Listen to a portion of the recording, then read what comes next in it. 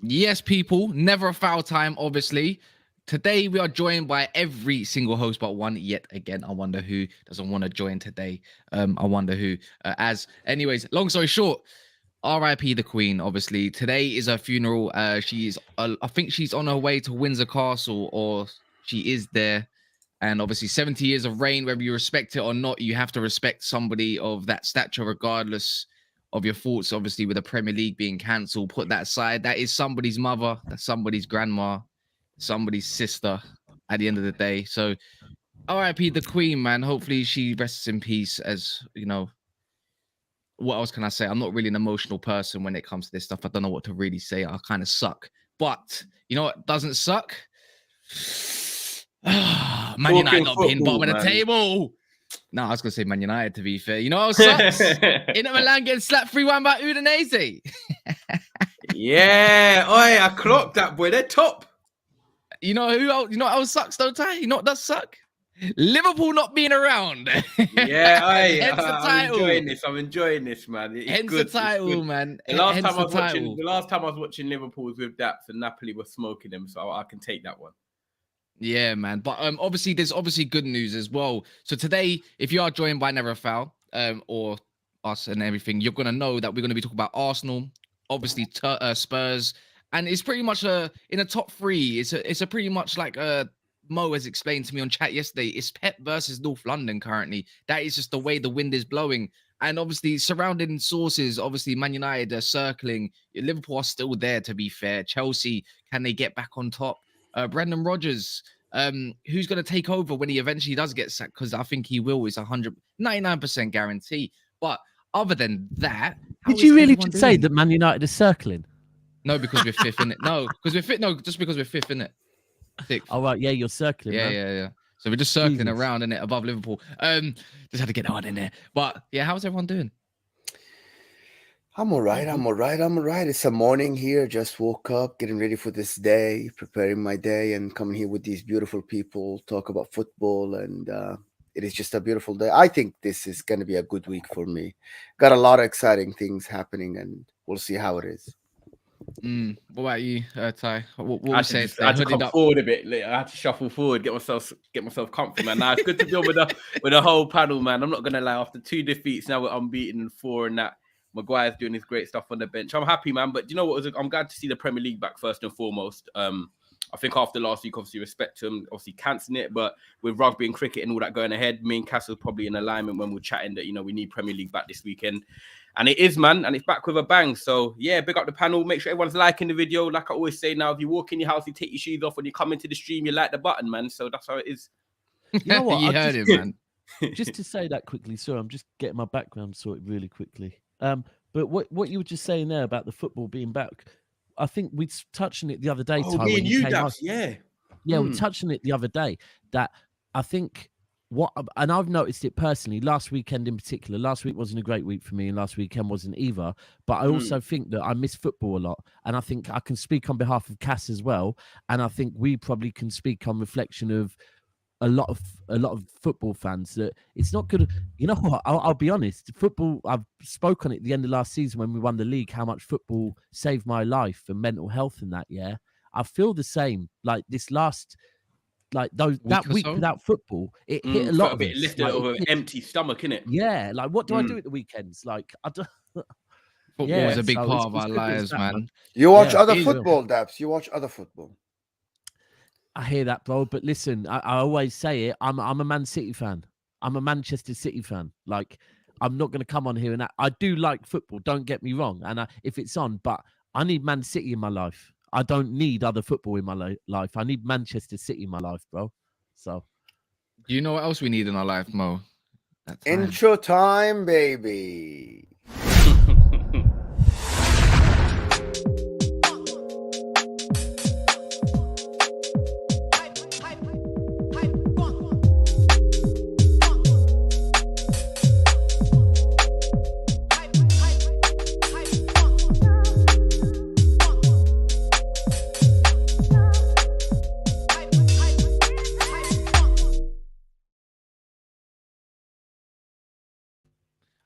That was so good. Yeah, like I don't know what it was about today in this afternoon. Yeah, maybe because it's a bit gloomy outside in the UK and it's quite I cold. love it.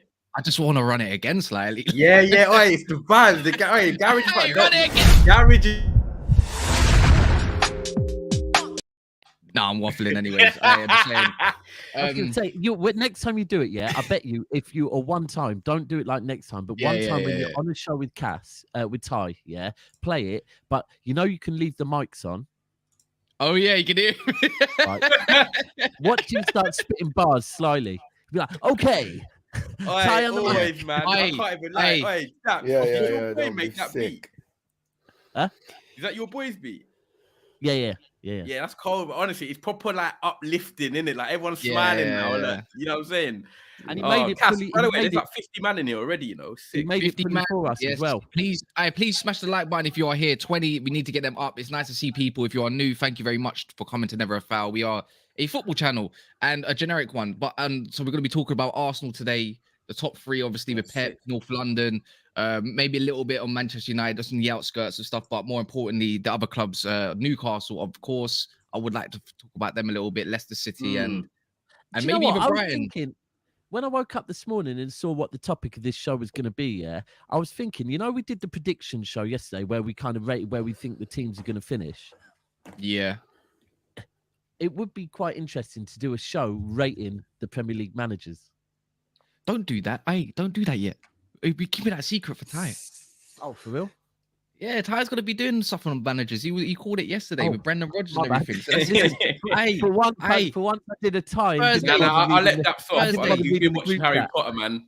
I'll let him off. What we are going to do today, though, other than talk about the teams, I want guys in the comments to also get involved as well. Is that we're going to be grading certain players. We're going to talk about, in a way, which is the most influential player so far for each team in the Prem so far, and see which is who can literally carry them over the line, who can get them to where they need to be. But anyone in the comments, I'm gonna have to big them up as per usual. Big up Bailey19, always one of the first ones in here. Love to see you in here. How are you doing today? Mustafa as well. He's even saying hi, Bailey. Oh, friends. Ilyas, you are definitely underestimating Liverpool. Yes, we're gonna be talking a little bit about Liverpool because it's mad. It's mad. But can I ask Ilyas, based on that, my Danish friend, now I know why you hate City and Haaland. It's because you're Danish, right? So you don't like the Norwegians. I get it now. But can I ask you a question? The same way that you think people are underestimating Liverpool, and I actually am probably one of the few people that isn't underestimating Liverpool. Are you underestimating Manchester City? And are you underestimating Erling Haaland? Because you keep saying Haaland's going to fall off. And do you not think that might be a bit of an underestimation now as well, Ilyas? We're going to be talking about that as well. I think Mo's got a bigger case to talk about on that.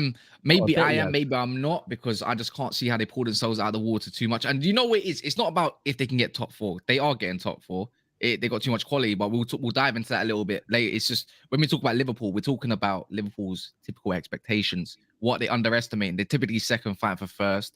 Are they being underestimated right now? Are we overestimating them? Or are they at the level they need to be, because they are only on 9 points, but 8 points off the top, or is it 9? That's quite a few. But they have a game in hand. But here's the thing, Mo. Here's the thing with Liverpool fans. We can't do this. They're not allowed to talk about games in hand, because last season we were 14 points clear. There was no mention of games in hand. So therefore, same energy, Liverpool. Same energy. 9 points behind top. But I just got a case for Liverpool. I disagree with everybody, and I see Chelsea's last year in them, where Chelsea fans said we're gonna win the league, and then half a season in they said, well, our target is the third and getting deep in the cups and stuff like this. We'll definitely touch up on that moment. Viking says Arsenal played one big team so far and conceded 3 goals and lost. Got to put some respect on Arsenal at the same time, though, because they went to Brentford. Calling Man United a big team is kind of like a stretch now at the moment. Smashed, so I know it's like in Milan, you can't retain the title. Anyways, Yusuf, big up Yusuf. I want people to underestimate us. Who else is in the building? Jamie Phillips, how are you doing today, sir? Good afternoon, Jamie. Guys. He was also saying, smash the like if you haven't. How many are we on right now? There's 50 people, 60 people, 34 and counting. So if you do it, it helps our algorithms, man. Big time. which we'd like to see that. We want to call it that they're back. Big up Pablo. He's above us by 1 point. He's acting like this guy Cass. Big up Timo in the building. Month without football with an angry face. Coffee Jesus, afternoon all. Lord Benjamin in the building, man like Kwasi. And you know everyone else that's in it, Angel. And I haven't seen a certain person in there yet, man. Lad is actually saying who's FSG out. We're not being underestimated. This is a Liverpool fan, by the way. Obviously, it looks like it's legit. Should I say? Okay, let's see each their own. Zohaib in the building. Fraser, Cleon Thompson, Man City to the world. Fire emojis and the rest second. And yeah, man, big up everyone else that's also tuned in as well, like Jay Brooks and Arsenal for life. Beating Brentford is not for everyone. Well, Brentford could say beating Man United isn't for everyone either. So tit for tat, my friend. But yeah, man, where to even get started? Man. Might as well let's just get this Liverpool conversation on the ball as well, because it is the title of the show. Are you underestimating Liverpool, or do you expect them to come back like thick and firing after they need to come back thick and firing? I think they got Brighton as soon as they come back from the internationals. Yeah, which is interesting actually. They've got their new coach now. I know it's at Anfield, but remember the last time when they played Brighton at Anfield, I think they went 2-0 up, and then Brighton come back and drew 2. So Brighton ain't gonna have no fear going there. What it is with Liverpool for me, is that like they're still a good team. Don't get me wrong. Like they're still going to be competing for some of the domestic cups and obviously challenging for top 4. But when you look at Liverpool right now, and if you say to me, Ty, where are Liverpool right now? And that's what I'm talking on. Are they closer to Man City, or are they closer to the Chelseas, Arsenals, and Tottenhams right now? For me, last year it was Man City and Liverpool at loggerheads. Now I actually feel like Man City have made the gap bigger, and Liverpool are closer to the Chelseas and Tottenhams right now. So in terms of Liverpool, they're going to get better, because I'll be honest with you, they ain't going to get any worse than what they have. They've obviously got Thiago back, and they've got Nunes or Jota coming back into centre forward role and that. But I think we've got to expect them to be better, but we've got to be lowering their expectations, because they're not going to challenge for the title, I don't think. I think they will get into the top 4. I think they will try and go far in the domestic cup competitions. But I think this is a realization period now that Liverpool have been good and competing on a number of fronts for 3 or 4 years, but they didn't invest great in the summer. And the best teams that want to maintain the top level need to invest in their team. And it doesn't mean investing 5 or 6 man. It's about investing in the right areas with the right players. And Liverpool haven't done that. So for me, they're going to get better, yes. But are they going to be closer to City? No. Have City stretched the gap? I think at the end of the season, we'll see that they have. And Liverpool fans, they've just got to say, do you know what? We're going to finish second or third. You know, Cass, do you know what I'm relating it to? And I never like always going back to Man United. But do you remember when we finished second under Ollie, and people were like, we finished second, but it kind of felt like a nothing second. Do you remember? Pretty much. Yeah. Obviously, but yeah, of course you remember. But that's what I feel like. If Liverpool finished second, it's like they're going to finish second when City are like 15 points ahead. So really, it's just a nothing second. So now, you know what they're going to do, though, Ty? You know what the Liverpool are going to do, right? They're going to probably... I think Liverpool may still go further, like quite far in the Champions League. I think they've always got that in them. I think Chelsea have that in them whenever now. But I can imagine Liverpool winning the domestic double again, and make a big deal out of the fact that they retained the domestic double. Yeah, it'll be something. They'll probably say that. I don't know if it is a stat, but it might be a stat that no one's ever retained both the cup competitions, so the Carabao, and they'll make out like that is a huge big deal, that we didn't just come second. We are the first team to retain, do back-to-back FA and Carabao Cup. And sell it like that is everything's fine. It's just something about them. Yeah, I agree. I just think they're gonna fall short in terms of competing for the Premier League. Will they obviously get better? Yes, they will. We'll be silly to say they're not. But I just need to Liverpool fans need to realise for me that they're not as close to City as what they once were, and City have dangerously extended that gap. And teams like us, Cass, the Tottenhams and the Chelseas and Arsenals, they're eyeing up Liverpool. That's who they're eyeing up. So Liverpool need to watch their back, bro. That's it for me. Yeah. What would you say then, you man, like as well? Does anyone just jump in, and it's not really a thing. I'm going to come to each one of you. It's just like, is Liverpool's season depending really on Nunes if he can get firing more, or can they rely upon someone like Jota or anyone like that in their attack? Because Salah is going to turn up whether we like it or not. This guy is going to come, because we always do this thing, right? I've always clocked Salah might not have a good first few 3-4 months, right? And then the following of the end of the month, he will just go and score a bag of goals and a bag of assists. Or it might be the other way around, where he does sick like last season. He done really well for the first half, and then Mane had a second great half. Do you get what I'm saying? So is it all dependent a little bit more on Nunes than it is Salah, because Mane's not around no more? And Jota, I think you're right with Jota. I think the fact is, right, last season, I know Mane was still there, yeah, but Jota was working, right? They've got, and I'm not saying, do you know what? I'm going to be 100 and say, I don't like, there is a bit of an overreaction on Núñez, I think, as well, right? To an extent that, let's remember, he's a young striker. It's his first season in the Premier League, right? Unfortunately, because of the Liverpool-Man City rivalry and the fact that we signed Haaland, Núñez is being judged up against Haaland, right? Which is a fuckery because it is unfair. Well, it's very unfair because it's an anomaly. Haaland, people don't usually land in the Premier League. I don't know if anyone has ever, especially a striker, landed in the Premier League like this. Yeah, Aguero. No, not the same, bro. Not like this, but he did, but not like that.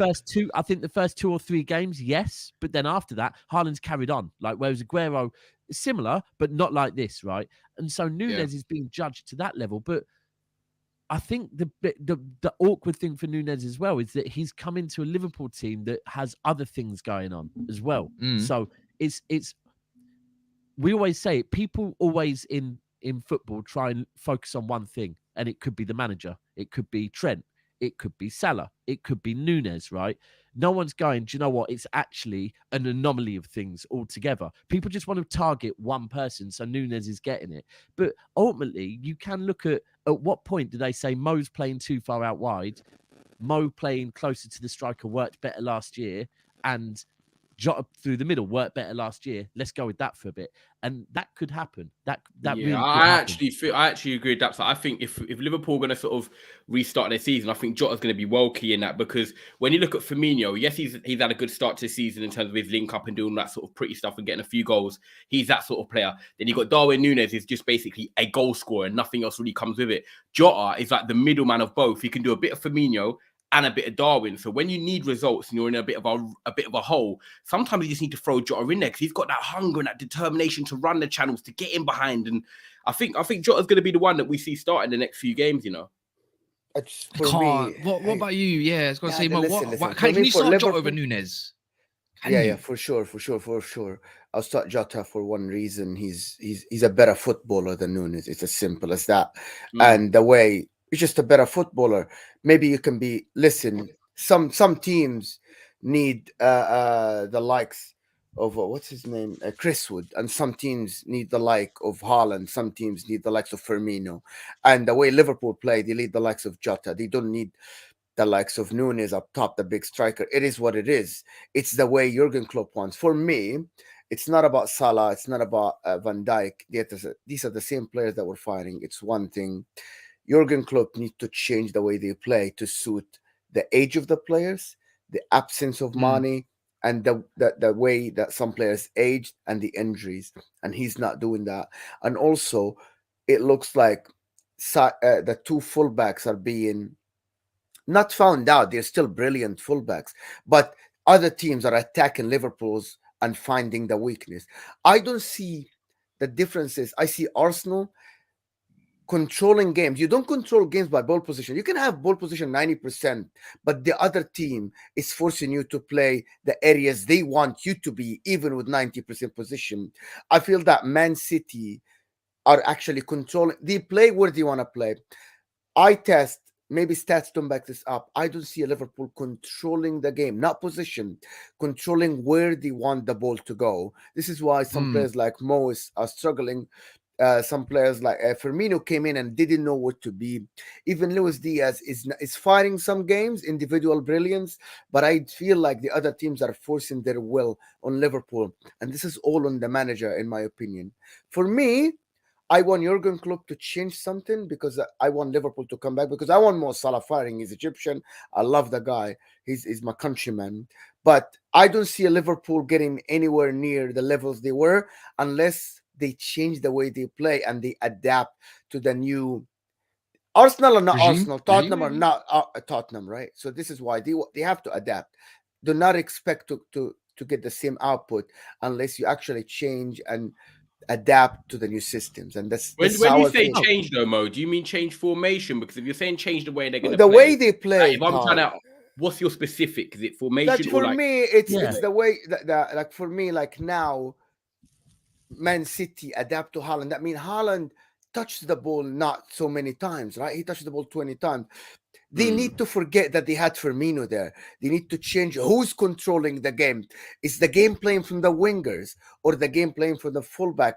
Are we isolating the wingers? Are we playing crossing? It doesn't have to be 4-3-3, 4-4-2. These are all on You want me to paper be at real the with end. you, Mo? We're talking about controlling the game. Where does the midfield get? Right, you talk about the best teams, yeah, in the world in the last 10, 15 years. You look at that Spain team. You look at that Barcelona team. You even look at that Real Madrid's midfield that's won the Champions League. You look at Man City's domestic team, yeah. When you talk about controlling the game, I agree with you. But apart from Thiago, I'm sorry, Henderson's pants, Milner's pants, Elliot and Cavallo, you can't put They pressure on. never- You control Ty, it. You control this it is from the the thing, midfield. though. Sorry, Daps. Ty, Liverpool never controlled the game Yeah, from the exactly. midfield. They always control the games from three From the players. defense. From It's the defense, Mane. really. The defense, of course, Van Dijk. It's Mane, Salah, and Trent. These three players used to pin other teams back. When Salah used to get the ball, it was through Salah. Mane used to touch the ball a lot and just pin the other team. You don't have to control it. Modern football, you don't have to control it from the midfield. Yes, I know that the midfield passes the ball around, but where do you want the ball to be? Do you want it to be in the midfield or you want it to be at the wingers? I saw Liverpool always trying to get Salah and Mane on the ball. Always. But I don't see this happening now. Do you know what though? I see this is a thing, and this is something that I've noticed this season, and I'm starting like I have watched Liverpool more this season than I've probably ever watched them already. Probably because I'm thinking I always said it. I don't like watching Liverpool because I don't want to watch my rivals win, and I always think when Liverpool play they're going to win. But because Liverpool have started looking dodgy, I'm like I don't mind watching Liverpool now. I can watch my rivals. I hear you as well, man. I love it. But I also watch Klopp, and I've been like from day one. I've always called Klopp a passive aggressive and watched him. If they don't perform, he'll start blaming other people, swinging out. That's something I always remember with Fergie before, where United lost a game, and Fergie would come out and he'd criticize his own players and say, but let me say, the other team were better than us, right? Whereas Klopp will come out and just start swinging wherever, like try and get Sky presenters sacked and stuff like that, right? Whereas this season, I'm seeing less of that from Klopp. And that's because I think he knows that tactically, this is on him right now. Because, everything you said, Mo, is spot on. Liverpool do need to change tactically. And this is where, when it comes to the Pep Klopp argument, I think this season it's like, right, because this is where both managers are having to tinker. They're having to change things, yeah? And it's how quickly. And like with Pep, I've noticed, obviously, you guys explained to me how we're playing with inverted fullbacks that are tucking really deep into the middle, which then means that people can get at us down the side. So the Stones-Diaz partnership that used to work okay, yeah, doesn't work as well now that our fullbacks are playing further forward and more in the middle, because Stones and Diaz, I believe both of them are right-footed, yeah? Yeah. Right, so you know what? So we're playing, and so that partnership doesn't work. Like when Ake was on the left, it worked because he's got the pace to cover. This is why Akanji's playing.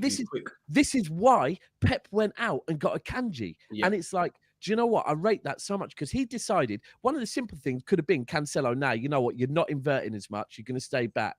He said, no. For this to work this season, we need to play Cancelo where he's going to be playing. Therefore, we have to deal with this left-back situation quickly, and they've gone and done that. Now, the difference is, if we look at Liverpool, for example, and again, I'm not saying this is all of Liverpool's reasons. I'm not going to blame anything on one. But it does look like all of a sudden now Milner and Henderson have dropped off. Trent is looking more exposed. But it's like Klopp, I think you plug that gap and allow Trent kind of to not have to defend as much, they're going to start getting better, right? But because Trent's having to defend, he's looking moody. He doesn't want to defend. He's not running. The balls aren't going in as well. Klopp needs to address that. I think he finds someone that can cover Trent. Or alternatively, it could now be the time that, you know what, play Gomez at right back and push Trent forward. Yeah. Do you know what? It's actually mad, sorry, Cass, just quickly, because Henderson, actually was a big cover up for Trent. So every time Trent went forward, I noticed there was a game they actually analysed Crystal Palace away, and basically Henderson goes in and plays at right back, and little things like that. Yeah. And Milner, big bro, difference. and Milner. You got to remember, Milner yeah. actually fully does like. They haven't got the legs to do there. that now, but yeah, they need that. Yeah. Yeah, Liverpool have changed their tactics a little bit though, because you're seeing Mo Salah out wide a little bit more, not more inverted. But with Man City, what I've noticed is I don't know if any of you clocked, not all their wings are really touch lining either, as much as but they do sometimes in. So before he gets into the box, like as soon as they go out wide into the second middle of the pitch, that's when you see their wings out wide and they somehow come in. Now you're seeing the centre mid. Now you're seeing the what I've seen. The centre mids are now going out wide, and now the wingers are coming in. Now I've seen De Bruyne really out wide. I've seen Foden really out wide. Bernardo really out. I was saying it in the summer, bro. I was saying, there is a reason why Sterling is going. We're changing the way we're playing. Yeah. Where, again, I'm not saying we had to and we wanted rid of Sterling, but it was like at 45 million or whatever we got for him with a year left on his contract, the way we're going to play next season, Sterling is not as important. Mahrez is not looking as good either. And Grealish, do you know what? Grealish on against Wolves. Grealish on Saturday, is it me or did he play far more centrally? Yeah, this is what I was going to say. Look, if you look at Kevin De Bruyne's positioning, he's better. He's getting a bit older now. Yeah, we can notice it. He's getting a little bit more leggy. But the thing is, what you can see is he's just his genius in Pep. He's doing what he does best. When he stays out wide in a wide midfield, he can pinpoint Haaland every time. And what that's doing is it's drawing out fullbacks or third team centre backs in a wide centre backs, and that's allowing Haaland space. Every time you see Haaland run, he's up against one or two defenders. It's just a genius positioning from Pep. Yeah, again. This is the extra thing that teams need to think about with City now, that you've got De Bruyne kind of doing them driving runs, right? So as a DM or a defender, do you go to De Bruyne? If you go to De Bruyne, because if you don't go to him, he could either one, pick out a pass, or two, just drive it in, just score from outside the box. Yeah, you have to close De Bruyne down. But if you close De Bruyne down, you leave firstly pockets of space behind you. Yeah, which is where Foden, Grealish, Bernardo Silva can all profit on that.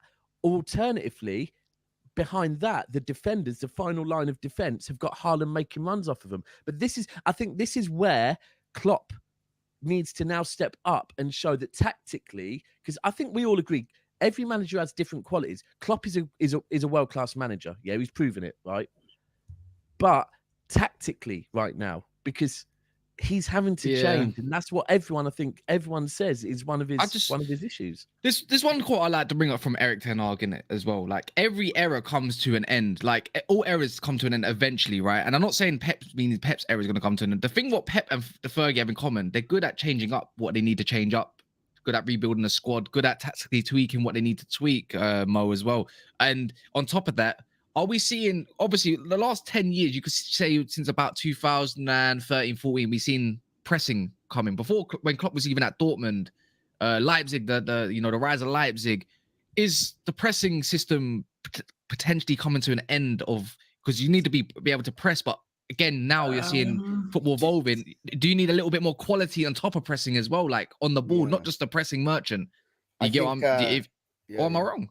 No. I think that the number 9 coming back into the scene now means less pressing, means bigger players, means less mobile forwards. I know that we talk about Haaland as a very mobile player and very like a player who can run, but I said that in the last, I think, couple of days ago when I was with you, Cass. I said I don't see Man City pressing as high as they used to be 2 years ago, and it's very obvious because they have this Haaland guy. They want to win the ball 20 meters deeper in their like halfway line. So when they win the ball, Haaland has space right away to run. But if they win the ball very high, now there is no space. This is what I feel. I feel like the thing is, all the teams now, even someone like Ten Hag came in, tried the press, and then maybe, I'm not sure if he's going to stick to what he's doing because it's working, right? He's not different. He's game by game. Eric Ten Hag is a genius manager to have this Ajax team playing the way they play, and these players to fire like to play this very progressive football.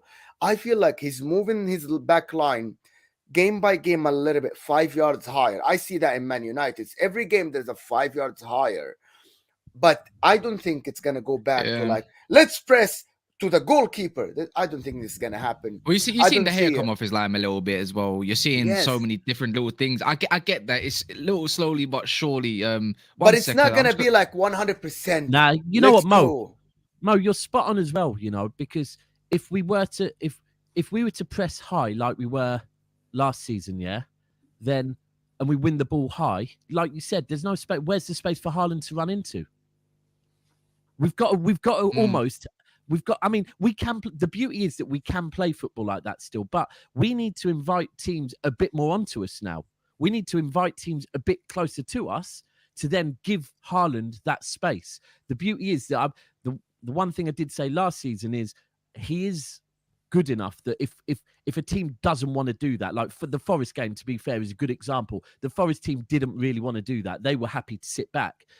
So then it's just a case of, do you know what? And this is the beauty of having Haaland. Just fling it in the fucking box. Just. I know it's not. Nah. Do you know what? Sometimes it is. Do you know what? Right place. These man know where to be. Nah, it's true. Like if they're gonna cause chaos. This is since Zeko went. This is what we missed. We had that in Edin Zeko. You got some Zlatan. You got some fast ass Zlatan Ibrahimovic without a little bit of technical it is skill. Mad though, because you're in that position now, where you're like, if you put the ball in, you know where it's gonna be. Do you know one last point I want to say on Liverpool? It's going to be very interesting when they come back from the international break, because like Cass said, they've got Brighton at home, but their next 2 games after that in the league are Arsenal and City. So I think within the next 3 games, we're going to find a bit more about this Liverpool side. Klopp's got a bit of time to work with them, even though somewhat in the international break. And Liverpool, the thing is about them, they're already 9 points off. Forget the game in hand. I'm talking business mind, They're 9 points off already. There's no such thing as a game in hand if you don't win the games in hand. So Liverpool need to beat, Brighton, and they need to be one of Arsenal or City. So, like, people might say, it's early on in the season, but for them right now, because they haven't got the points in the bank, the pressure's on them, Cass. So, Sorry, I need to put the pressure on you two, because, you two are going to have to answer. Let's move on then. No, we will get onto Man United. We will get onto Man United. No, because the comments are talking on it, Cass. There's a couple of your boys. There's a couple of your boys we need to sit down, and I've seen them. There's a few of them. So. As content creators and Man United fans, you have to represent these men that are talking, right? Well, no, of course. Are you not seeing flaws in City that you think Man United can expose? Yes, I actually do. But before we do that, just the last little part in Liverpool, like El Lad was saying earlier, he said until we improve this midfield, Núñez won't succeed. Jota is the best option for now. I think Mo touched up on that a little touch. And then also Kieran B also said attacking Elliott and Trent and Gomez down the right hand side is pretty much your way to win the game. And then Pablo saying, remember when United and Arsenal fans thought they would beat us when Virgil van Dijk was injured and we had Nat and Reece? Well, remember when Virgil van Dijk, Trent, and all your main players were playing at Old Trafford and you lost 2-1? I love that one. But yeah, before we move on, Cass, I want to ask every one of you one question, please. Guys, do you think they made a big mistake by buying Núñez? Just yes or no? Yes, I don't think he was the right man. I said this ages ago.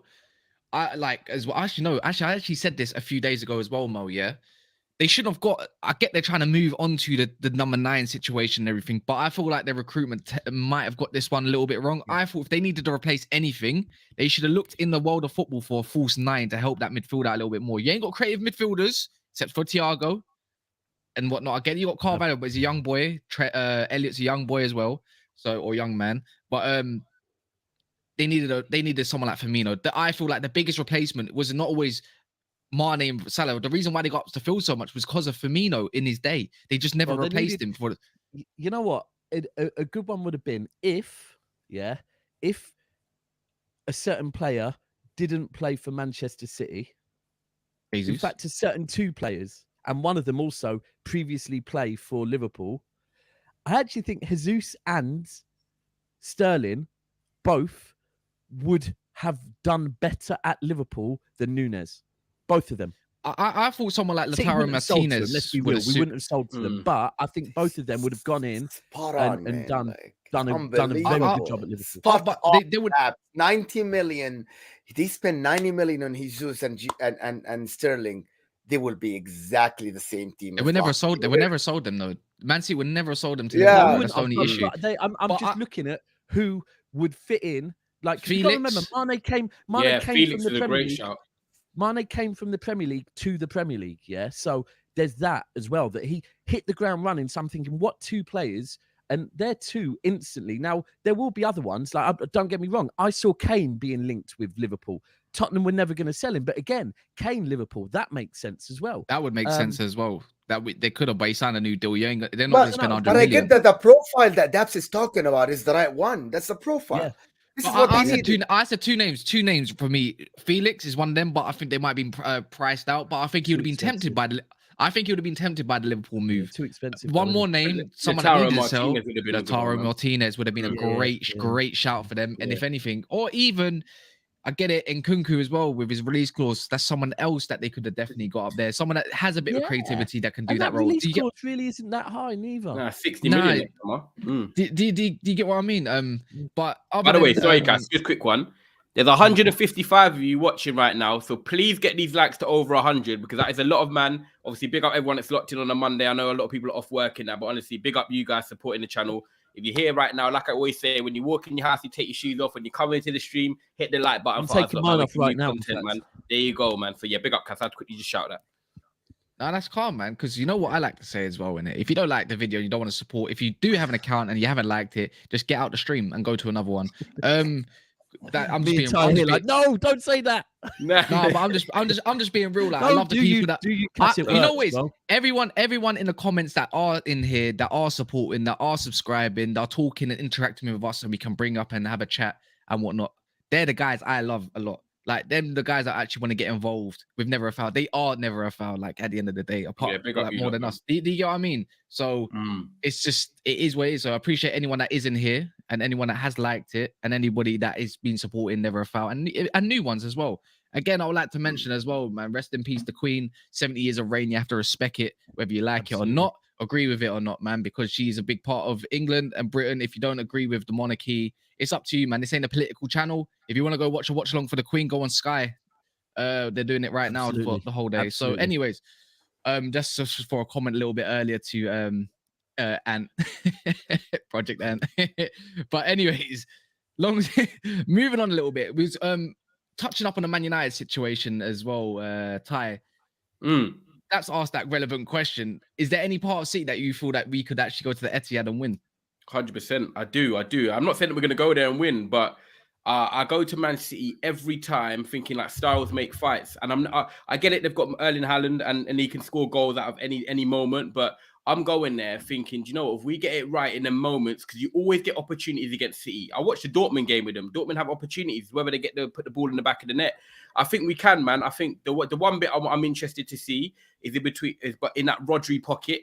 Because Rodri is not the greatest at covering ground, but he's good at being in the right place. But if you can get the ball to Fernandes or like Sancho inside and then start running at their back four, I think it's always up for grabs what you can do with Man City, especially when they play a bit of a higher line and stuff. And I just think that we're quite good at, at the moment, containing teams. And I think City are one of them teams that now they've got a bit more patient because I think now they've got a striker. But our defense at the moment is actually the best part of our team right now. And I'm going into that game thinking, do you know what? Bring it on. Like for Manchester United right now, there's no better time for us. Obviously, Martial's probably out and I'm gutted because he would be very cool for this game. But at the end of the day, if Rashford's back and we've got that high line and we can try and exploit it, then why not, man? Like it's kind of like going there with nothing to lose. And I kind of like that. And we've got a manager now, Cass, that actually have a style to play. He actually will be able to, look at pockets and see what he can do. He knows Pep, they've worked together. So, like, it's just one of them ones where I'm like, bring it on. Let's see what happens. If City win, cool. They're the best team in the country. I hear you. It's like one of them ones your mum says when you're young, if you don't love yourself, who is going to love you? So, yeah, I hear you, bro. Nah, but I genuinely... Man said that, man said, no, if you ain't gonna love yourself, I'm just looking at it thinking, I hear you. I'll be one of the first to admit, you do look better defensively. Yeah, man. Right, Daps, let me ask you something. Yeah, right. Manchester United have won their last four, yeah? We go to Man City, and stylistically, it's always an interesting matchup anyway. Do you feel more... Now, wait, hear me. Let me ask you a question. All right. Yeah, so, are you more confident this year in playing Man United than you have been in the last 2-3 years when we've had Oli? Where at? Nah, yes or no? No, where at, bro? It's relevant. Where Well, it's at? at Etihad, isn't it? So So usually at the Etihad, I'm less confident than going to Old Trafford. But I think it's changed this season. I think actually going to Old Trafford this season will be more difficult because Old Trafford definitely looks more lively. Looks like although the fortress isn't being rebuilt as far as the roof's still leaking, the fortress is getting stronger on the pitch. It seems like the fans are there again, yeah. But I because this think game's at the Etihad. yeah, and I think like what you said is spot on that Ten Hag is a better manager than Ollie, right? But I have a feeling that's going to work against you against City, right? That Fair. but again against Arsenal, you had your success, and this is where I do rate Ten Hag that he's not instantly. And we saw it with Arteta. I said Arteta went to Arsenal, instantly tried to play out the back, realized he didn't, and it looked good, but it wasn't quite working because it wasn't quite right. He now has the right people, and it's working. But he had to revert back to, and I think like against Arsenal, I rate that Ten Hag right now isn't playing. I said it in the summer when you lot were going in for De Jong. I was like, maybe right now is De Jong isn't what you need. What you need is a water carrier. What you need is a destroyer as a 6. Yeah, just for now, just to settle shit while your defense is still, you've still got Shaw and Maguire in the ranks and whatever else. And slowly bring it in. And I think against Arsenal, you had your success playing on the counter, right? Yeah, we did. But if Ten Hag if he comes and tries to be a bit too tactical, a bit too soon, you could become unstuck. The main thing, I'll be honest with you, the main thing I think, and I think that this could be a change in where it goes back to at the Etihad, we usually get the better of you, and maybe you get closer to us at Old Trafford. But I just think the difference is going to be Haaland in this game in particular, right? The last couple of seasons, it's been a case of our midfield dominance, 100%, pinning you back. Play with the false 9. We've usually played with Gundo, De Bruyne, Bernardo Silva, Rodri, all on the pitch. I don't think we will this time. And you've got to remember when we introduced Haaland in the summer, it was you, man, he called out. Yeah. He wants us. He's going to be ready for this game. That's nice. Martinez is there to lock him up anyways. You, man, he said, I can't wait to play Manchester United, yeah? Yeah, now, Martinez Haaland battle. Someone showed me that Martinez has got the better of Haaland before. But here's the thing. That was against a different team without other players on the pitch. To occupy the mind, like De Bruyne, the Bernardos. Exactly. Yeah, I hear it. And that's the thing, that when you have other players, like if you want to put all of your efforts on Haaland, good luck, mate, because Gundo and De Bruyne will end up scoring goals, or Foden will. You've got other people. It'd be decent, Bell. I want to hear I think Haaland's going to really have the bit between his teeth, and he is going to. This is, of all the games, this is a game. I know Keane is not at Old Trafford no more or whatever, but to Haaland, as you know what Eubank said about Ben, when Eubank got asked, is this personal? He said, you know what, I don't dislike this kid, yeah. He said, but the dad thing, yeah, it is personal because I had to witness my dad go to hospital over this guy. I had to witness this. And Haaland as a kid, yeah, will know that his dad retired from football because of a Manchester United player, right? So I'm telling you, one way or another, Haaland is wanting revenge for his dad, and unfortunately, it's against you, man. Okay, interesting. Minimum 2 goals, Haaland. Saying it now, minimum 2 goals, Haaland. Minimum. Okay. Well, people, there's 140 of you watching, so make sure you're liking this video for that comment there alone, because Daps is confident this year that this is the time that City run over United at Old Trafford. I mean, Etihad, I like it because when you asked that question, Daps, and then Mo sort of echoed in, I went first, you went, and Castle's just kind of, I know what he's like. He's mesmerizing the story. He's getting his words ready. Cass, the red carpet, I've got a red lighter, but it's not a carpet, but the red light is yours. Run away with it, and then I've got a question for Mo after this. No. People call me deluded or whatever you want to say on a terrace when I'm on 12th man or anything. They said, are you going to be Liverpool? Are you going to beat Liverpool? I said, no, you're going to get smashed 3-4-0. I tactically put it down to a T. What's going to happen? It happened. Against Arsenal, pretty much no difference tactically. They're going to come, play their stuff. But we're going to get them because they only can kill us down the wings. Didn't happen. I think the only thing that's going to be a bit more interesting from City, they're going to have to attack us down the wings because we're a bit more solid in the middle. So they're going to find it a little bit more hard to get in behind. Or remember, with Haaland, you just can't play a high line. And have you been playing high lines? No. So it'll be a lot more difficult for Haaland as well. The only issue is I still find with what Man City have got, which we kind of struggle on, is if De Bruyne ends up whipping in balls, we're going to struggle.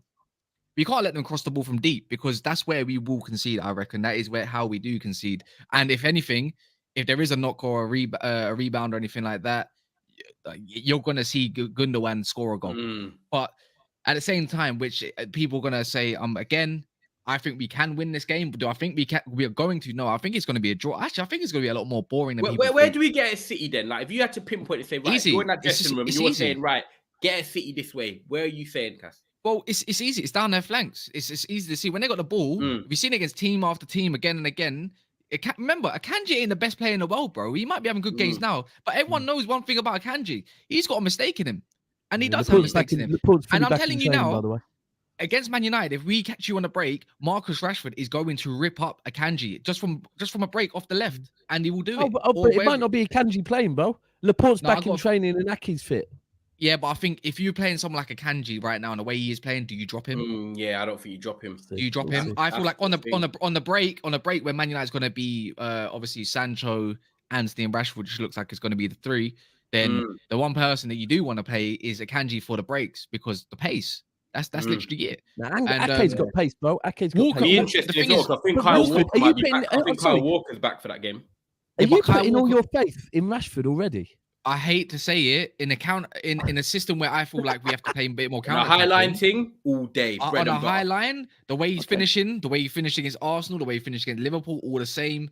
Edison as well. He scored there. Whatever. Do you know what it is? You know what I hate to say it. I think we can hurt them. I think we can hurt you, but do I think we're gonna win? No. Yeah, that's the thing. It's about taking our chances. I think it's gonna be a boring game. I'll be honest. I feel like it's just gonna be all City. We all know that, anyways. We're gonna play a little pretty football at times, but we are gonna sit deep, and we're gonna have to. Otherwise, you're gonna be. It's the same conversation. It's the same conversation we had with Arteta going to Old Trafford. Why go to the Etihad and be naive about it? Do you know what it is, Daps, as well, though? You know, in the Rashford thing, on the Rashford thing, it's not that Man United fans are like, oh my God, we're back on Rashford. What it is, he has a different profile to every other attacker in this team. So he can actually run past players because he's got the pace and the burst and stuff. Anthony's a come-to-feet player. Sancho is, Martial is, Ronaldo can't run anymore. So Rashford's the only one. So now we're all like, Rashford's the guy for that because he's the only one that can do it. That's basically it. Alanga, sorry, he's not that guy. It's like this though, Ty. Though, it's like Emma says, counterattacks is literally how Rashford fed all them kids. Yeah, literally. I know. United ain't playing. Daps, do you want to say something? I'm gonna run. I've got a question for Mo as a neutral. Yeah, no, go to Mo because I was gonna say we're all biased. We're all biased. Mo's the one sat here. I know he's not the biggest fan of City. I've clocked it as a Tottenham fan, but.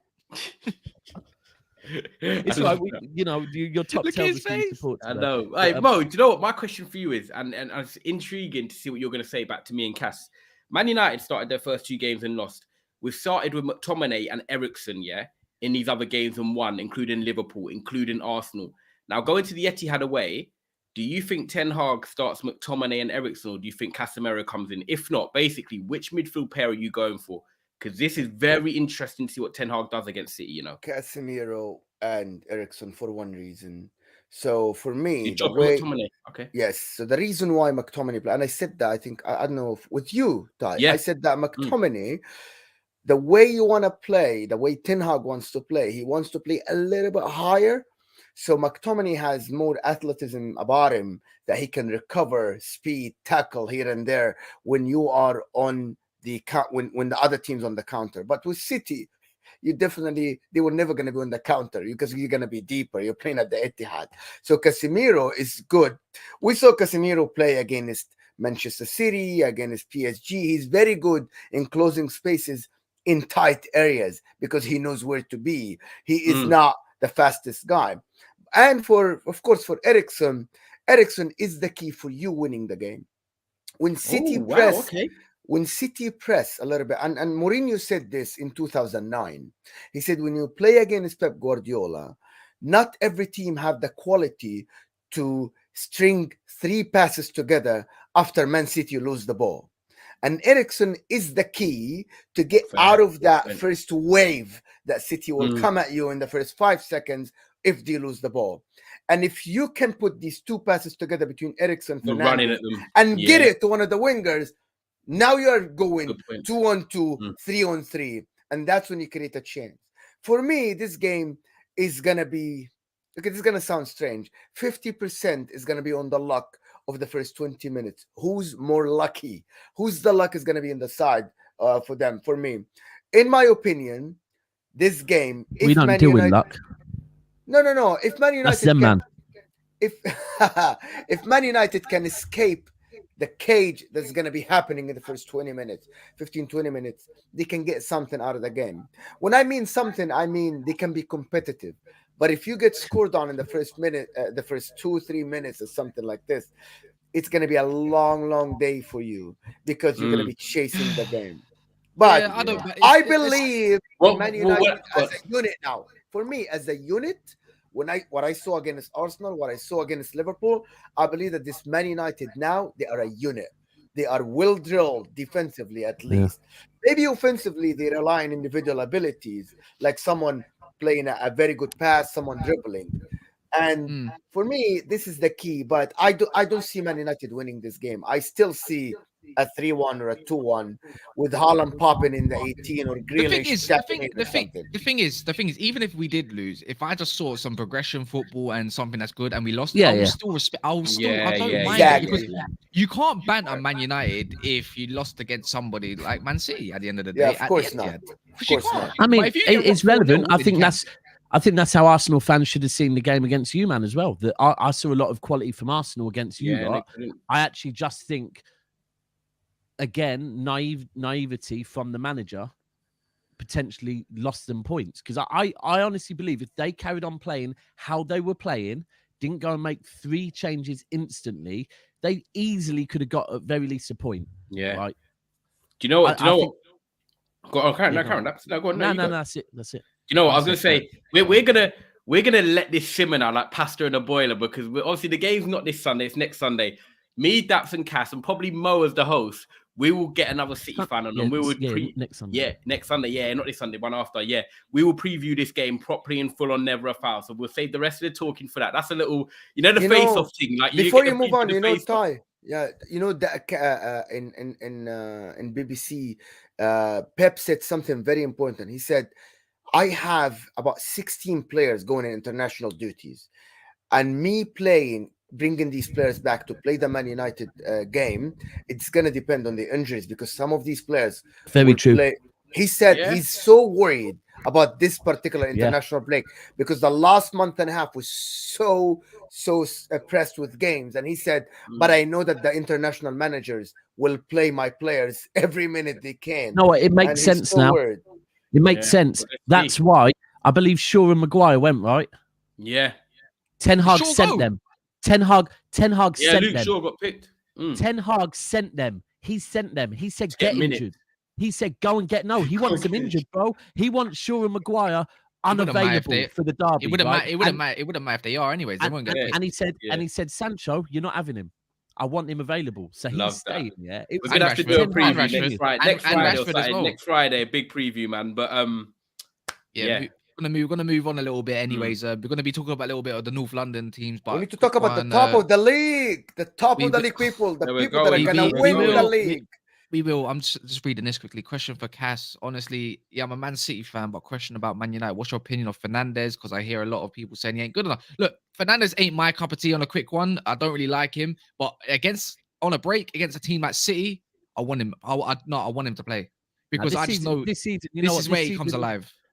I'm sorry, but the 2 passes against Arsenal showed that he has got it in his closet. Yeah, he's refined in his game, man. He done it in Europa as well. He played a serious pass. Outside the boot. He's good, man. The outside the boot one was nice, but for me, it was the other one, bro, because the other one was the vision and the weight of the pass was so perfect. His game looks a little bit more refined now, I would say. Yeah, it is, man. He's definitely been more cautious of it. And I think one thing as well, that he came in and everyone's got to remember the bar he set himself within that first 12 months. Everyone was like, whoa. So then when you've always got to carry that burden, it's like where you're comparing it to always then. So yeah, let's see, man. North London. Let's get to these red gunners. We're gonna get to Tottenham. Are we talking Arsenal first? I was gonna say let's talk about Tottenham first because well I just thought because they did just smack Leicester 6-2 at the end of the day, and let's leave the Arsenal to last because I guarantee that's going to be a big segment anyways. So I thought we just so in terms of Tottenham, obviously let Mo go. North London Derby coming up 6-2. Was it a great Hanging. performance? That really? weekend is sick, by the way. North London Derby and Manchester Derby, perfect. They do this all the time. They do this all the time, though. To be fair, they always do it. But Tottenham, man, I feel like look. I was a big advocate on Conte and Spurs in the summer. Then I realized they're not actually as good as people really think. Can they sustain these performances though? That's another question for people in the comments. Because Conte's a world-class manager in the league domestically. We can all know it. We all even thought when they went to the Etihad, out of all the teams, you'd think Tottenham could win that game more than any other top team. More than Liverpool, more than Man United, more than Arsenal, or whoever. So I'm just thinking, can Conte keep sustaining these performances? Because it's got to be at some point, guys, that he's gonna, he's gonna be the potato, innit? And then he's gonna go and be that guy, like to get them where they need to be. Cass, let's be real, yeah. If we look at because when we talk on Arsenal, I'm gonna wax lyrical, yeah, on the whole season, on the business end of the season, yeah. For me, that is where I'm not judging no one. I'm not even. Let's be real. City, we've won 4 of the last 5 Premier Leagues. I think 1 in our 6 Premier Leagues, we've been top by December. Yeah. The rest, we don't come alive till the business end of the season. So I couldn't really care less who is top right now. To defend you, man, yeah.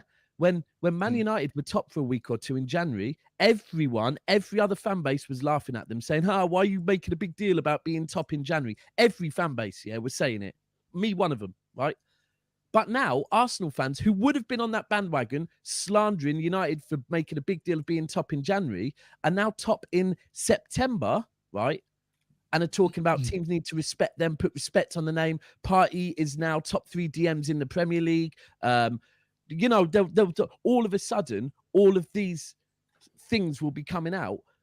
But the one thing with Conte you can say is he's done it before. He's won a Premier League before, yeah? So I would say that he probably can sustain it. He's one that you can say, you know what, he's proven that he can do it, yeah? Whereas Arteta, we don't know. Ten Hag in the Premier League, we don't know. Potter, we definitely don't know. Conte's done it before. So I think right now, if they're grinding out these results, it probably should be a bit more worrying than I am. You know what's scary though, Daps, as well, though, yeah? I want to say this quick as well. It's that they've been winning, but they've been winning without a certain individual until Leicester. And he came back and he scored 3 goals. Now, what happens if Heung-min Son, with that absolute serious hat-trick, I don't care if it's against Leicester at the bottom league, those 3 goals were serious. If he comes back firing, it's another game changer for Conte and going forward as well. Because if he gets on form, then it is a long day for the league, man, a little bit, because that was pretty much the deadliest trio last season. Well, under Conte anyways, for half the season. They're probably over the last few seasons, to be fair. But I think one thing that I think might be important to Tottenham, and it will be important to every club. We've got to remember we've got the World Cup in November, early December, and then the January transfer window opens. Now, I think that's going to be a very important window because I think Tottenham might need to strengthen. Yeah, because for me, 1 or 2 injuries, I'll say it. What have they got in the locker? Same with Arsenal. I think massively. What have they got in the locker? Mo, what's your thoughts? Come on, because I can see you sat there. I know you're a big Conte fan. Are you happy with how Tottenham started the season? The performances are not great. They are terrible.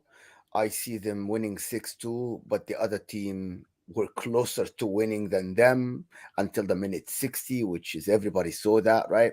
If Ndidi just looks over his shoulder, Leicester might have won this game, to be honest. Like, let's just be honest, 6-2 does not reflect. Son scored a hat-trick in 15 minutes. It doesn't reflect how the game went, right? They were under pressure, Leicester. They scored 2 goals from set pieces. So don't over think in terms of, oh my God, they won 6-2, they're top, blah blah blah. No, they are not. They were 2 set pieces, part of the game, yes, but they were outplayed from the bottom of the league who have 1 point. That's number 1. Number 2 is that Daps, I will echo you. Conte at Inter in that season when the season that we won the league, in the first 7 games, won 3, drew 3, lost one, and everybody just freaked out and said, "Oh my God, we're not winning that." And after that, until match day 30, we only lost one more and drew two and won every other game without good performances. This guy is one of the guys in the world that can win you games 2-1, and you come out of the game and said, "Yeah, it's fine. We didn't play well, but we win this and we win the next one." And he can go into 10, 15 games winning streak. And he did it with Chelsea. He won 13 games in a row, basically won the league at match week 20 with Chelsea in that season. Won 13 games in a row. Nobody could catch him at that point, and the league was over. I'm not saying he's going to win the league, because City now can do 15 to 17 games in a row winning streak. But for me, to say that Spurs are not performing well and it is unsustainable, this guy did it with Juventus. He did it with Inter. He did it with Chelsea. He did it. So why can't he do it with Spurs? And he has now bringing Son from the bench and scoring a hat trick. I can't say no more than, if he gets these guys firing like Son and gets Richarlison scoring again, and Kane, there is no stopping them in terms of they're going to get the top four, and they're going to be one of the teams that will go to the Champions League next year, and other teams will fight, because he is the second, in my opinion, as of now, he's the second best coach in the league, and after Pep, to be honest. And Jurgen Klopp is, it looks like, out of ideas at some point, but maybe Jurgen Klopp will come back and do this and that. But for me, at the moment, Antonio Conte in the league, I'm talking in the league, he has the second best system after Pep. So for me, I'm not worried about, I don't support him, but I love the coach because he won me the league. He won Inter the league after 11 years, which is a big achievement, as everybody will do the same. But for me, that he revived. Sorry. Let me be clear on that. Mo doesn't actually support Tottenham. I'm winding him up. Sorry. He does support Yeah, but fine. Like, for me, I love Mo Salah. He's Egyptian. And I admire Guardiola because I think he changed football forever, or maybe for the next 20, 30 years. I love football. But for me, Conte, someone brings you success to your club. Like, forever, Daps, you will love Pep Guardiola forever. There's no. I love Mancini. I love Mancini. Exactly. Won our first trophy in first Premier League in my lifetime. I'll always love Mancini. If Mancini goes to any team in Spain, because you don't have any horse in Spain, you would just like that. You will have a soft spot for that team. It's 100%. It's just a fact. Yeah. So for me, I have a soft spot for Tottenham because of this, because of Antonio Conte, even though he's a Juventini. But for me, dude, you can't. I have watched Conte with Juventus taking them from 11th to win the league. He took Chelsea. They were a good team, but they weren't even the Champions League guys. These players were down and done, and he won the league right away. It's ridiculous, to be honest. Like, this guy, winning mentality is something that only some coaches can do in world football. And I think Jurgen Klopp, Antonio Conte, Pep Guardiola, they do that. And it's unbelievable. I think with Spurs, I'll probably keep it quite short and sweet. I think Antonio Conte is a good coach. He's a good manager. But where Tottenham want to be, I probably feel like he matches them right now. Tottenham, for me, and over years have questioned about winning a trophy, whether it is the Carabao Cup, the FA Cup, the Europa League, Champions League, whatever it is, they want to win a trophy. Now, Conte, for me, can win a trophy with this Spurs team. There's no doubt about it. And I think domestically, definitely not in the Champions League, but domestically, he can win a cup. Will that be deemed as a success to some Spurs fans? I don't know, but I think some fans will be like, yes, we finally won a trophy. If he leaves, cool, we won a trophy. But to talk on Antonio Conte and what he's good at, and for me, Antonio Conte is good at winning leagues. He's won it for Chelsea, like Mo said. He's won it at Inter Milan. Do I think that Conte can win a league for Spurs? No. Do I think this football is sustainable for Spurs? I don't. And I just don't feel like this is going to be one that we're sat in 18 months' time and we're going to see maybe Conte still a Spurs manager. I just don't feel like something is sustainable there. I'm seeing more Spurs fans become disgruntled with his man management in terms of substitutions, the football they're playing, but they win games. So for me, I think for what Spurs want, which is always screaming about a trophy, he might get them that trophy. But do I think Conte will ever be good enough at Spurs to win a league or do anything like that?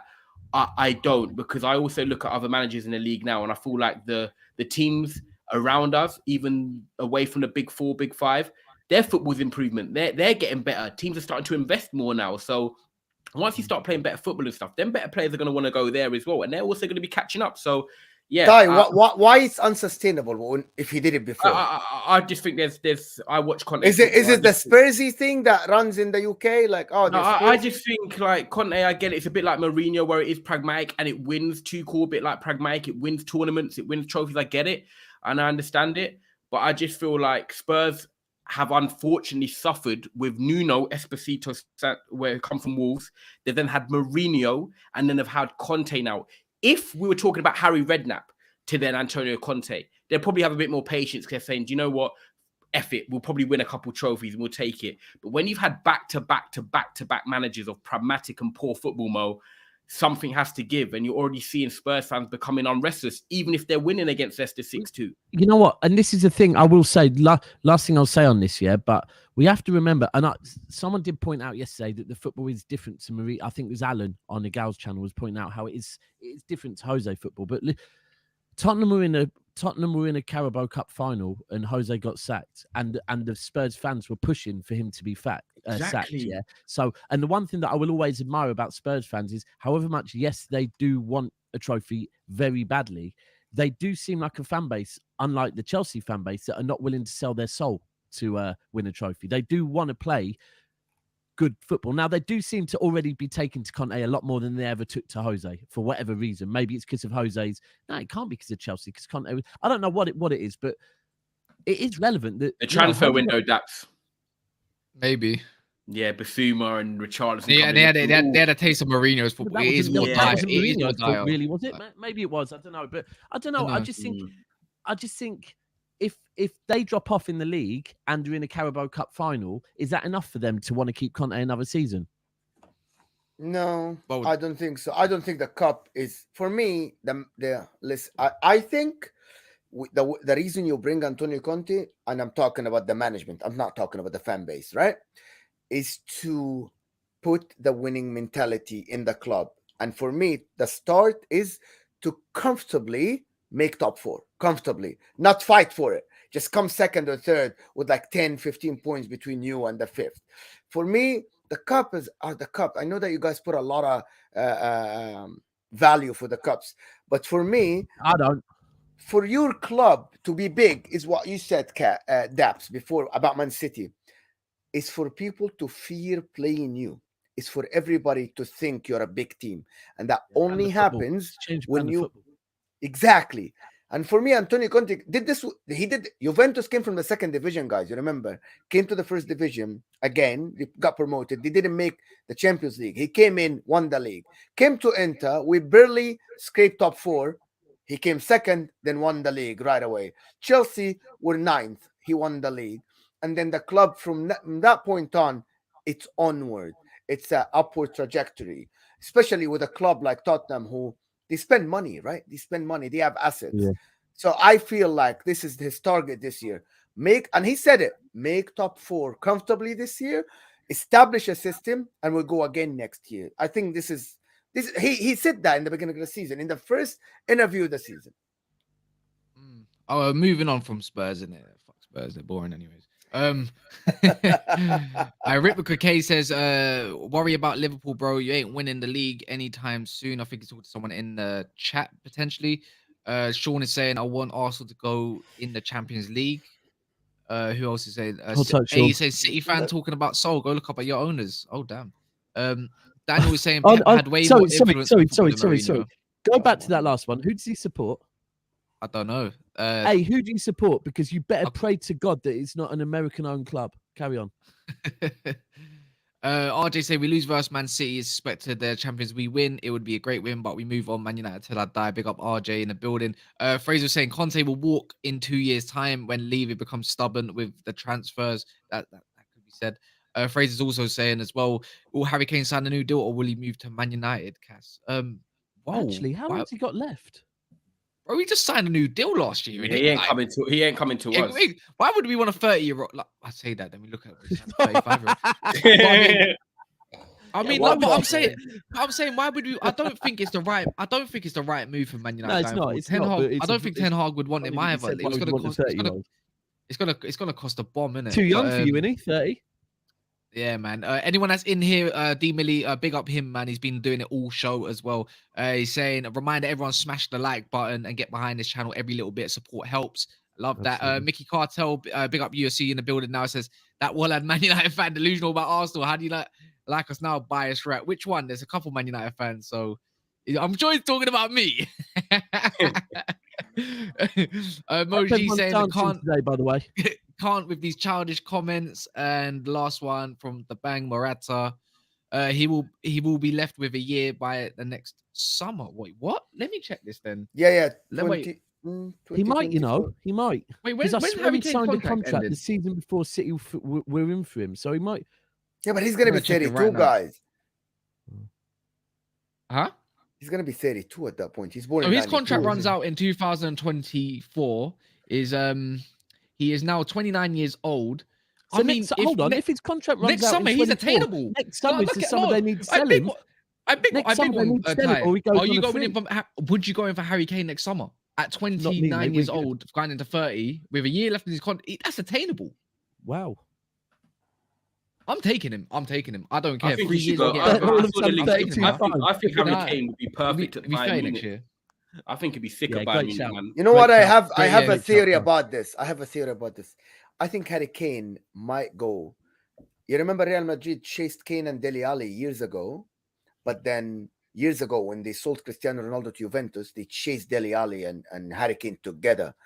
I think maybe Harry Kane might go to someone that will pay a lot of money, which is Real Madrid. And I don't think so. Why not? He's gonna take Benzema's footsteps. One reason. Alan Shearer's record. He wants it. If he's gonna die on this hill without a Premier League, Alan Shearer's record. Yeah, that's the only thing. I think another thing is that would be very relevant to that as well will be if Tottenham don't win the Premier League this season, because the further away he gets from winning that Premier League, for him to, and this goes with the debate we had on Terrace on Friday, Cass, innit? That right now, the is Harry Kane a GOAT debate, and we were like, nah, he's world class. You can't be calling him a GOAT. He's done nothing to. And then someone said about his goal scoring. If he doesn't win, like if Harry Kane wins Tottenham the Premier League, he can then be put in a GOAT category because he's gone and got Tottenham a trophy that they could not get, while also getting all the goals that he's got and everything else. If he doesn't get that, for him, the only record he's going to be chasing, really and truly proper record, is that Alan Shearer record. So I feel like with Kane though, if he wants to die on a hill where he gets trophies a lot, and he wants it short and he'll prolong his career, then Bayern Munich. But if he really wants to be considered one of the greatest or the greatest of all time goal scorers in the Prem, because Alan Shearer retired how long ago now? He's still remembered today. That top goal scorer record. It's a cheat mode though. Go Bayern, and he's won a league and potentially a Champions League and probably a cup. Literally, yeah. I mean, that is very tempting. But moving on to Arsenal, someone that is chasing the league clearly, above City and Tottenham by 1 point. Obviously, a very good win against Brentford, 3-0. You can't die like it's Brentford away for everyone. I have to admit, it's not for everyone, but they smashed them.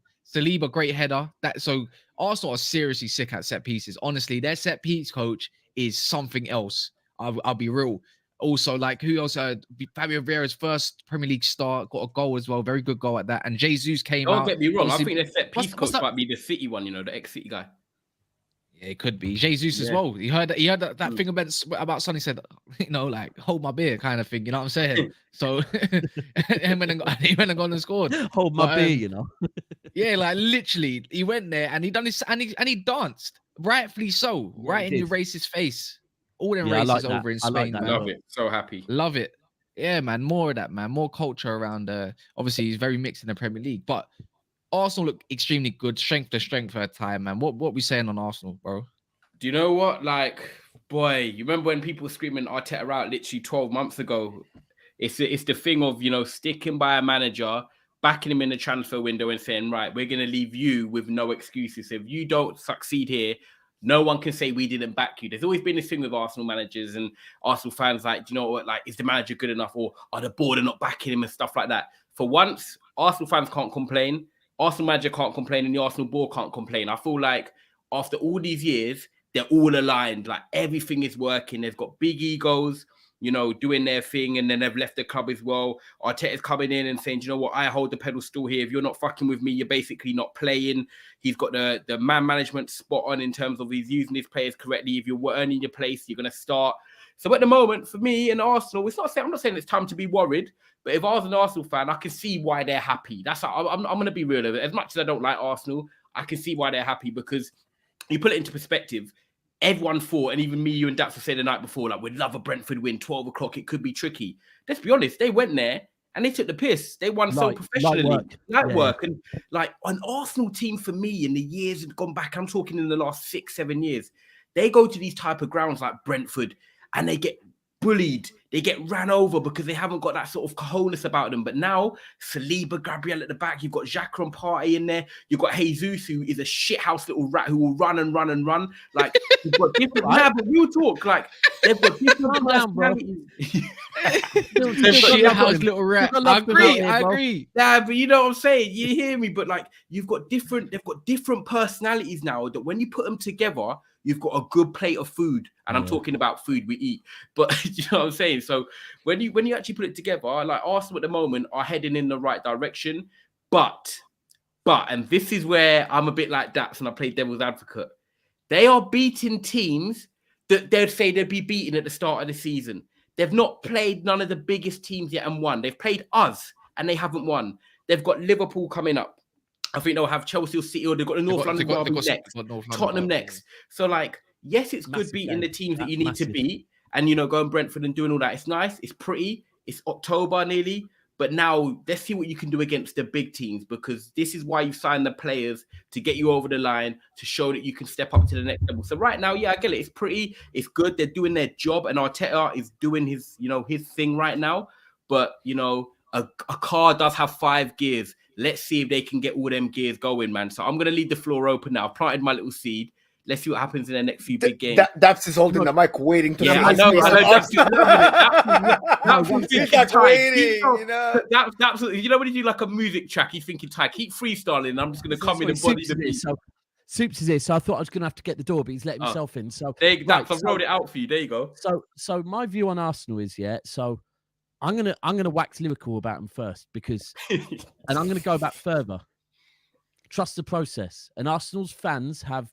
Let me grab one of them real quick. Not an Arsenal fan, but one of these. A flip-flop. I call them sliders, but people call them flip-flops.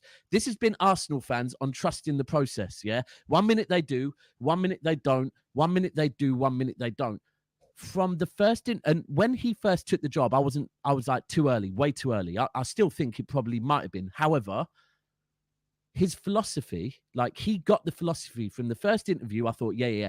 Talking about everyone at the club has to pull in the same direction. Anyone that's seen the Amazon Prime documentary, that is all Pep talks about, from the chef to the players to the receptionist to the coaching staff to the fans. And that's what Arteta has done. And anyone that is like, there'll be people that are knocking different things he's doing, but from day one, he has been filtering out the players that were not with the program and getting rid of them. Yeah. He I swear in like the first 6 months, he slashed their wage bill by about 600 bags, right? 600 grand a week. Now, all right, Pep don't need to do that, but that's because that's not Pep's job. Arteta has had to do more than just be a tactical coach. He's had to change the whole mentality of that football club, yeah?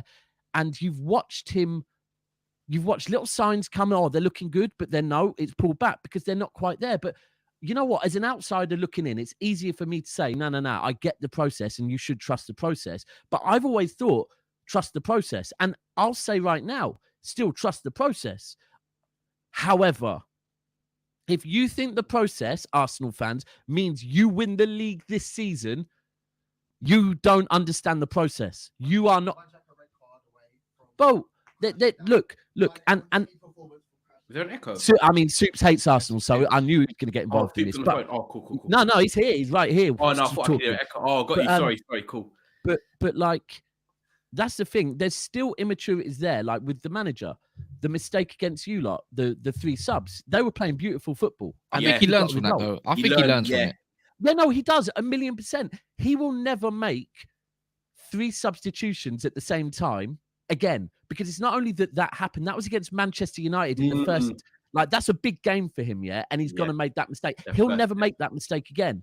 But that's because the process isn't over yet. So when people say we should respect Arsenal, 100%, but I'll go back. I didn't respect Ollie and Man United when they were top in January. So I'm damn sure not putting a certain level of respect on Arsenal being top in September. They go and beat Tottenham, they will earn more respect, yeah? A lot more respect, because this is a more difficult Tottenham. They're top in January, February, more respect. But I spoke before about stretching of the squad as well. And I don't mean injuries. Like, I've already had a gal yesterday telling me Arsenal have already had 12 injuries. Liverpool fans will tell me about their injuries. As a City fan, I could tell you about my injuries, yeah? We all have injuries. Everyone gets injuries. Everyone gets them, yeah? And for me, it's like, if you're a top 6 club, maybe even more than that now, but definitely a top 6 club, I don't want to hear no injuries, bro. I don't want to hear it, because we've all spent enough money for that not to be an excuse. Yeah, we are in the top 6 for that reason, yeah? Other clubs don't get to do that, except for Forest, maybe. But that's why we are where we are. When I mean stretched, I mean when mentally these players are stretched, when their experience is stretched. Cup competition coming, Europa League. I love how you say that. I was just about to butt into you. I'm like, let's talk about when it gets thick and fast, you know, with games. Like, February, man. And we've only just started playing 2 games a week. Then because of this break, it's not. By February, forget February. By March, April, if you go further in the cup competitions, which I think, because of how tight the top 4 is going to be, a lot of teams are going to be trying to go further in Europe, especially in the Europa League, to secure that Champions League space. That a lot of teams are going to be playing 2 games a week for months on end, right? That's when I'll start to really judge Arteta and Arsenal. I think you could even say that during October you can really judge him if he can get through that period. That's a mad period, you know. Yeah. But you can judge more. But what I'm saying is, by the business end of the season is where it's not just injuries and fitness, right? It's, fuck me, we really might win something. Like, you've seen it, bro. That's when it comes. Right, imagine if Arsenal are top in March or April, yeah? And Arteta has Pep Guardiola's Manchester City over his shoulder. Do you know how mentally draining? Ask any Liverpool fan. This is a manager and a team that thrive at hunting people down, yeah? And Arteta's going to have to sit there and watch his mentor over his shoulder, knowing that they can do it. That is mentally draining. That's the type of stretching I'm talking about, not just on the pitch. It's up here, bro. This is what I agree. One second. Go on, Cass. Go. I was going to say, Kai Tat Wong saying, why only judge? It's not just judging us. We basically spoke. You missed the whole other bit of the show. Yeah. It was. No, I'm just saying, not just only just saying like just the discretion. They're saying just about Arsenal. We've judged all the other teams. I'm just saying on Arteta where we want to see Arsenal, because at the end of the day, as a Man United fan, I don't want to put Arsenal in my top 4 because of bias. I can't do it to myself. But if they beat if they beat all the small teams, which they looking comfortably beating all the small teams, the lesser teams, the lesser teams. Not say should I say small. It's what I don't care about if they beat Tottenham, to be fair, because that's a different rivalry. It's Martinez and that, innit? But what's it called? Long story short, it's what they can do at Liverpool. What solidifies me for them in the top 3. I think top 4 is definitely on their agenda. But that's it, Cass. And this is what I'm saying. What Brighton? They've got Brighton, and then it's Liverpool and City. That's a good test. And I think the only difference is why I agree that it's not about October. They were saved. They were saved. That's what happened. Their October schedule got much easier because the City game is postponed. They were supposed to play Spurs, Liverpool, City. Now City game is postponed to a later date. So they've got PSV on that day. They're gonna play PSV Eindhoven. Okay, that's it. So after the problem with that, not the problem, the good thing. You were playing Leeds after, but after they play the weakest team in their group twice. So they can give away this PSV Eindhoven game. Is it Eindhoven? They can just give it. They won the Europa game, so yeah. Exactly. They would be top of the group no matter what. They can rest everybody. They got Bodo Glimt. That's not easy. The PSV and Bodo Glimt ain't Bodo Glimt, they play them home and away. They win these 2 games, they're top of the group. Done. But That's not easy game. this is the thing, though. This is what I'm saying. Even though there's 9 games in October, right?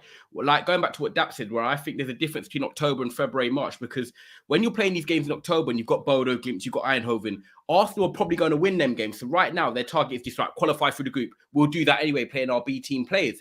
When you're in March and April, it's not about getting through the group. You're talking about quarterfinals of European competitions or the FA Cup. The Carabao Cup final would have been played by then. So I feel like it's a different type of March, April, because the pressure on each game is more difficult because naturally the competitions are deeper in. You're playing harder opponents. So for me right now, everyone's got to remember, we came into August the 8th with Arsenal's expectation to make top 4. Everyone said, you know what? If Arteta doesn't make top 4 this season, it's done. And if he doesn't make top 4, there will be different pressure on him this year. But because they're at the moment top of the table and it's the international break, I don't think I want to be talking about Arsenal ever competing for the leagues and stuff, because at the moment, for me, they're just surpassing their expectations. The bottom line is, what are Arsenal here for?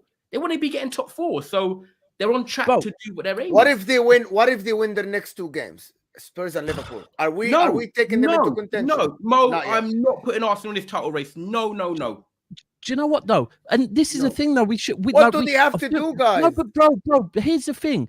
What should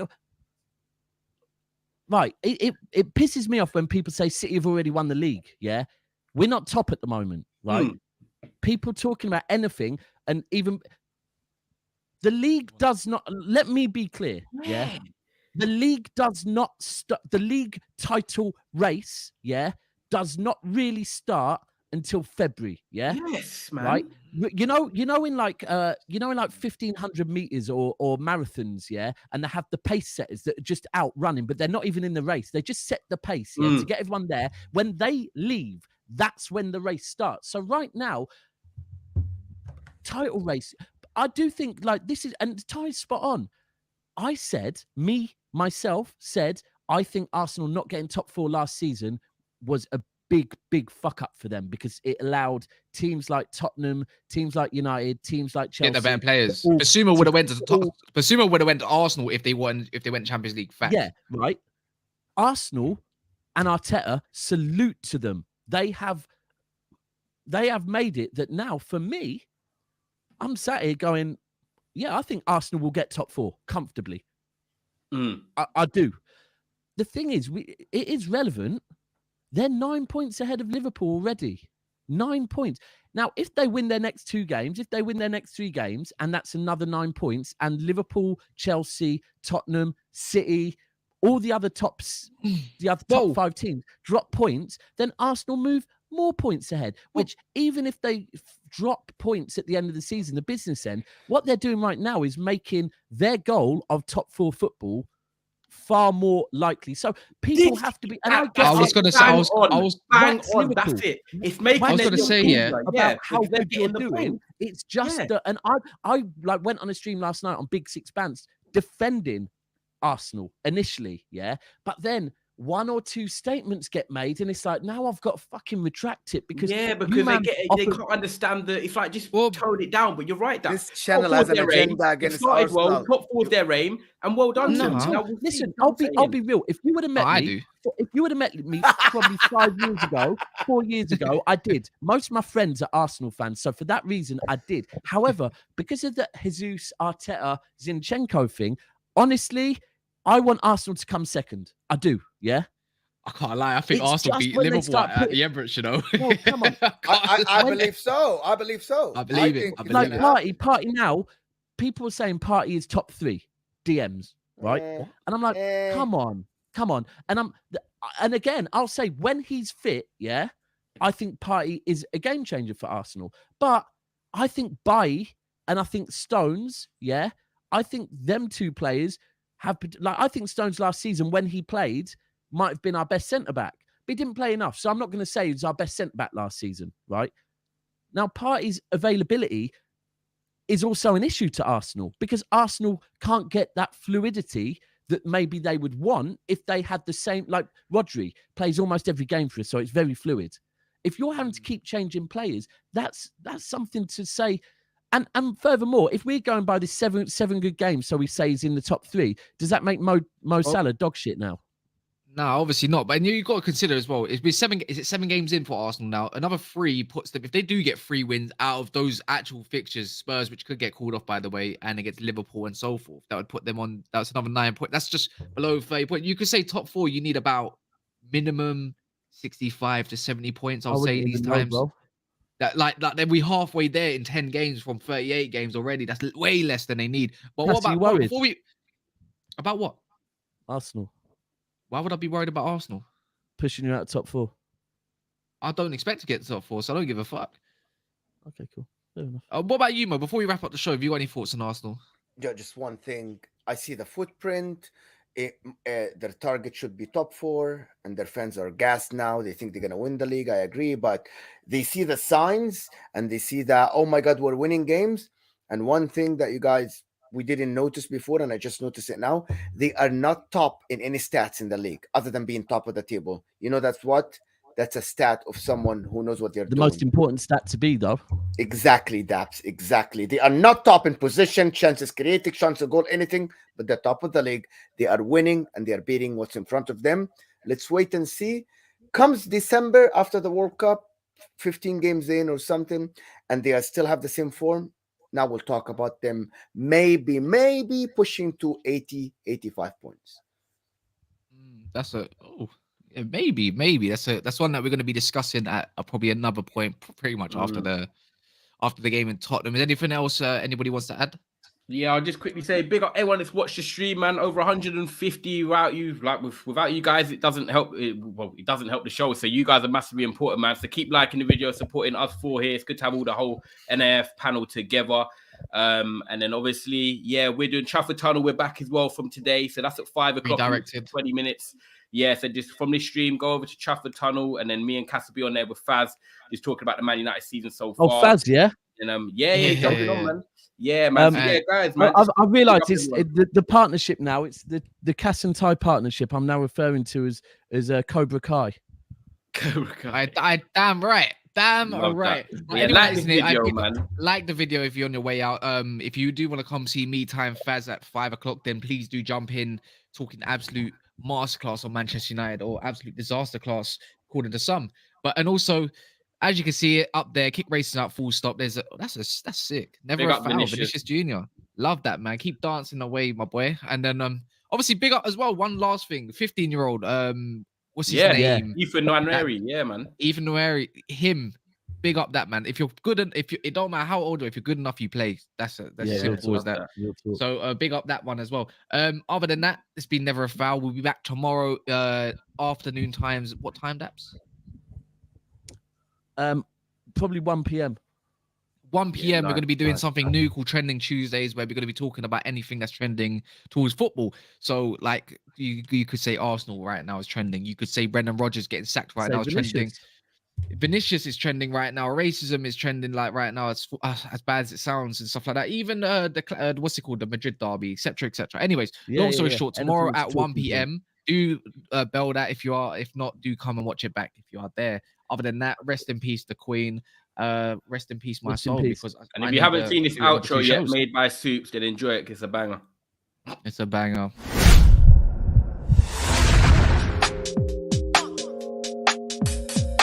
Inside. Hold tight, Ty. Hold tight, Cass. Hold tight, Mo. You know where to go. Smash the like button.